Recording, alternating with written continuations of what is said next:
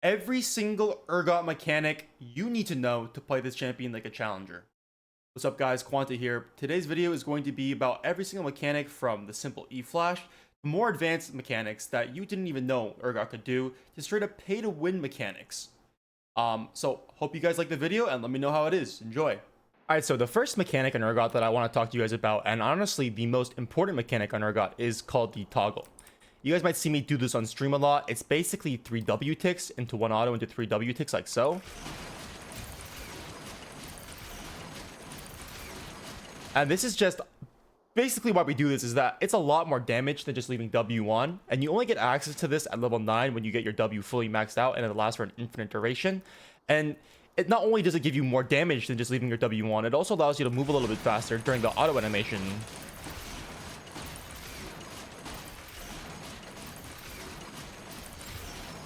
Like so. And so this is a little bit of difficult mechanic to get down if you're a newer player to Urgot, just because it kind of requires some muscle memory. I personally go off by the sound cue, and I think if you want to get the hang of it, you should start doing it in practice tool on this dummy. You can start slow, 3 W ticks, auto, 3 W ticks, auto. Turn off W and auto at the same time. And then as you get more comfortable, you can go faster and faster. And then you can eventually apply this into your in-game. If you're newer, I recommend trying to use it when you're hitting towers because they stand still and it's easier to get it down on that. And then when you get more familiar with it, you can start using it on creeps, on champions, and basically whenever you can, because it just greatly speeds up Urgot's clear, and just is more efficient to just do this than just leaving your W on forever. Now, there are some cases when you don't want to use a toggle. For instance, if you're trying to proc your legs around them in maximum speed, like for instance, like you E a champion and you have your R on them and you're like really close by and you just want to rotate around them really quickly to hit all your legs instantly to get the pull off like this, that's fine. But in general, when you're fighting a champions and they don't like just let you constantly walk around them like that, like they're not CC'd or something, the toggle is always what you want to be doing here if you can do it. So the second most important combo in Urgot is the E-Flash. This is Urgot's bread and butter kill combo. It's really easy. E plus flash, not much to it. Almost everybody knows this by now. But did you know that there's actually a very important distinction between good and bad Urgots? If you look at the bar that appears above my head here, this is actually Urgot's E wind-up duration when he leans back. This bar above right here. So the closer you press flash to the end of this bar, the faster the E-Flash goes off. So watch how fast this one goes off.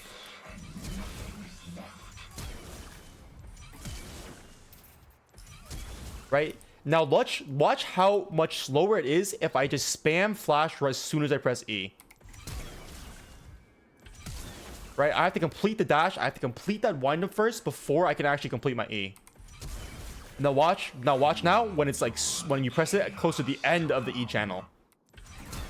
Right? It's much faster, much smoother, gives people a lot less time to react. So this is really relevant in higher elo as well, because the enemy will just try to flash or E-Flash and then you'll lose your flash and not have kill potential. So yeah, really important to learn. It's kind of hard to get down because if you press it too late, you won't flash at all. So practice it a little in practice tool, get the hang of it, and in games when you can start using it, then it can really shine. All right, so the next concept I want to talk to you guys about is called the Urgot E buffer. Basically what it is that during Urgot's E wind-up animation here, you see that bar that appears over his head.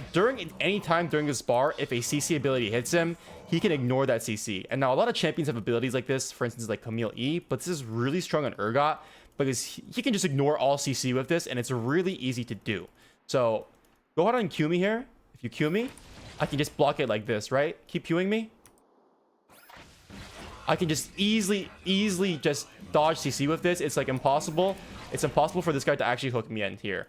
And so this works with a bunch of different spells, for instance, like Fiddlestick Sphere, Gragas E, and it is a little bit tricky because depending on the matchup, it can be a lot harder to react to it. For instance, like Lee Sin R, it's like right next to you, it's kind of hard to get it off. Cyan Q, you kind of have to gauge on when he releases his Q to buffer it. But if you get enough games on an Urgot, you get enough experience on this toggle, on this buffer mechanic, this really changes matchups. Like for instance, the Gragas matchup, if he tries to E you can consistently E him backwards and flip him during his E animation, which normally you can't interact with him with it for. But yeah, super important mechanic to learn. Definitely have to get a lot of experience on Urgot for the different matchups and different spells to get the timing down. But this is honestly a big reason why Urgot is super strong and high low. He can just ignore CC like this. All right, the next mechanic I want to talk to you about is what I call the short versus long E. So this is a pretty unknown thing for Urgot. Basically what it is that you can input your Q and R a lot faster if the E is short. So look at how fast I can get my R if I'm like right next to this guy. I can R in the duration of my flip, so it gives him 0 time to react. I can also do it for my Q. Right? I can get both of them in him before the stun wears off. But if you do it from a long distance, like a more max range E, like this, I can only cast my R after the flip completes. So it gives them a little more time, especially if they have tenacity. They can probably like, maybe they like flash away from it or something compared to like a shorter E. Like, again, short. We'll do a short one. You can see instantly the Q and R can go off here. And then we'll do a long one. Takes a lot more time for my R to come off after the flip ends. And this can kind of be comboed with flash here. If you flash and then the actual after you flash, the range to hit the E is short, your R can go off really fast here. Right? It goes off instantly there, gives them very little time to react. Compared to if I do an even longer one here, you can notice it just takes a lot longer time to hit the R, get the R in there. And again, let me just show you one more time for clarity here. Short one. E off instantly, insta combo, insta dead, right? But if you do a long one, oh, let me get the dummy out here again. We do a long one, and especially if you're trying to do Q into R, it just takes a significant more time to get off. So this is pretty important to keep in mind when you're like trying to E flash on someone. If you're doing a long distance E flash, you kind of just want to start with R instead of Q, just in case they have like tenacity or they can flash away from your flashing time before your R gets off, because it's more important to hit your R than your Q, because it's a lot easier to flash and more important for them to flash your R than your Q. All right, so the next thing I'd like to talk to you guys about is called the mana bug.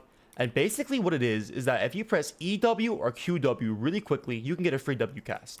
As you can see here, I only have mana for one spell, like only QW, so let's do it quickly. I definitely did not have 110 mana. I only had mana for this. And the way this works basically is that Urgot's mana cost for Q and E only get drained from his mana pool at the end of their cast animation, because they have pretty long cast animations. But you can click W at the start of the cast animation. So you can just press W, and then it takes away the W mana cost, and then you can complete the spell anyways because you already cast Q or you already cast E. So you basically get a free cast for W here. I can show you with EW here. Let me get rid of some mana again here. I'll take away 40 mana. I only have mana for E, 70 mana. Just press EW very quickly here, and I get a free W cast. Now, this is really important in the early game, because sometimes, let's say you just killed your enemy laner, and you're trying to take a base or push in the wave before they can TP back and freeze the wave on you. And you only have mana because you used a lot of mana trying to kill them. You only have mana for like Q or E. You can go EW, and this just helps your wave clear a lot. You crash the wave with this, hit some legs on the wave, get it pushed in before they TP back, and the wave is not frozen on you, and you can go home without any worries. So really, really important. Not always applicable, but very, very useful when it is.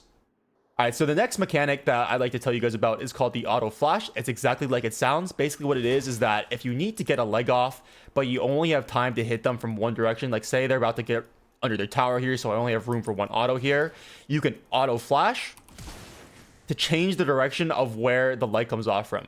And you auto first is really important. So this way you don't have to like flash into auto range like this, or like if I'm trying to hit them with this leg and I only have room for one auto before they flash or get to safety themselves, I don't have to go like this, which is a lot longer time, and it gives them more time to react if they're flash too, for instance. I can go auto flash like this, auto flash like this, and then it just comes out a lot cleaner. They never expect it even in Challenger, and it's really, really clutch for getting kills, especially in early game like level 1, when you just cannot trade an auto for an auto, or they're like barely above the threshold for one auto, but you have a leg up that you just can't hit. All right, now let's move on to some pay to win mechanics. And specifically when I'm talking pay to win, I'm talking about for this Pajama Guardian skin. Now this concept is it's still reproducible on some of the other Urgot skins, but I think it is the most consistent on specifically Pajama Guardian Urgot. It is the Control 3 animation. Now look at this animation. And now look at Urgot's alt animation. Let me turn on cooldowns and mana here. Look at the Control 3. R. Control 3. It's super similar, right? Super, super similar. This thing is not always super applicable in games, but when it is, it can solo win you the game, and it's hilarious to watch. So think about if you're versus like a Fiora with her parry, or Vladimir with his pool, for instance, and you don't want to rip your R. If you hit your R, you can kill them, but you don't want to just release it because they could pool or parry your ability, right?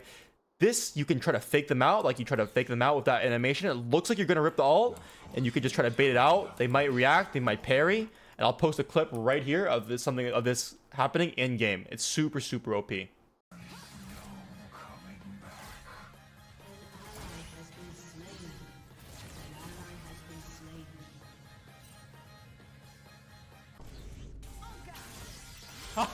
Yo, clip that shit.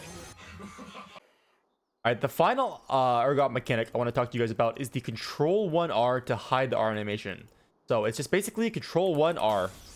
You can kind of see that he doesn't really have that wind up to his R when you do this, compared to the normal R. If I just cast R here, he has a really big wind up animation like that. So it's similar to the Ctrl 3. I honestly like the Ctrl 3 to bait it out a little better than the Ctrl 1 is, just because I think it has a higher success rate. But this is also something that you can do. It's a lot more niche, not really as applicable here, but definitely a cool trick that you can do to catch people off guard sometimes. That being said, it does still play the sound cue, which is why I like the Ctrl 3 better. Anyways, that's pretty much all of the Urgot mechanics that I like to introduce to you guys. Let me know how you guys like this video. Please leave comments in the description. And yeah, hope you guys have a great rest of your day. Peace out.